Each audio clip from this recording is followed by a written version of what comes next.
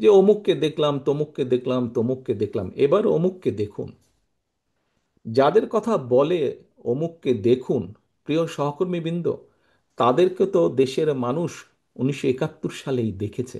প্রিয় ভাই বোনেরা, কিছু কিছু মানুষ বা কোনো কোনো গোষ্ঠী ইদানিং বলতে শুনেছি, বা বিভিন্ন জায়গায় কেউ কেউ সোশ্যাল মিডিয়ায় বলে যে অমুককে দেখলাম, তমুককে দেখলাম, তমুককে দেখলাম, এবার অমুককে দেখুন। যাদের কথা বলে অমুককে দেখুন, প্রিয় সহকর্মীবৃন্দ, তাদেরকে তো দেশের মানুষ 1971 সালেই দেখেছে। যে 1971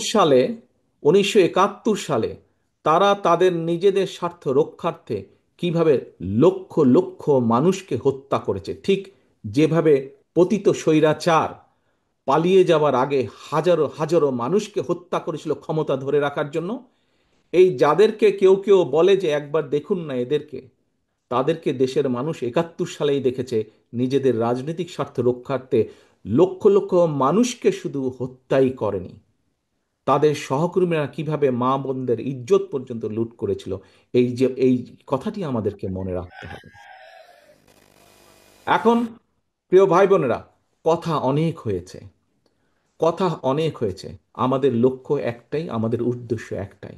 কি? দেশকে আমাদের গড়তে হবে। এই দেশকে শহীদ জিয়া গড়েছেন। দেশ স্বাধীনের পরে যখন এই দেশে দুর্ভিক্ষ হয়েছে, শহীদ জিয়া যখন দেশ পরিচালনার দায়িত্ব পেয়েছিলেন, এই দুর্ভিক্ষ কবলিত দেশকে উনি খাদ্য রফতানির দেশে পরিণত করেছিলেন। ঠিক একইভাবে পরবর্তীতে 90 স্বৈরাচারের পরে এই দেশকে আবারও দেশনেত্রী খালেদা জিয়া গড়েছিলেন। 2001-এর পরে আবারও ধ্বংসপ্রাপ্ত দেশকে, একটু আগেই বললাম তোমাদের সামনে একদম তথ্য প্রমাণ আছে, দুর্নীতি নিমজ্জিত একটি দেশকে কিভাবে খালেদা জিয়া আবার উপরে উঠে নিয়ে এসেছিলেন।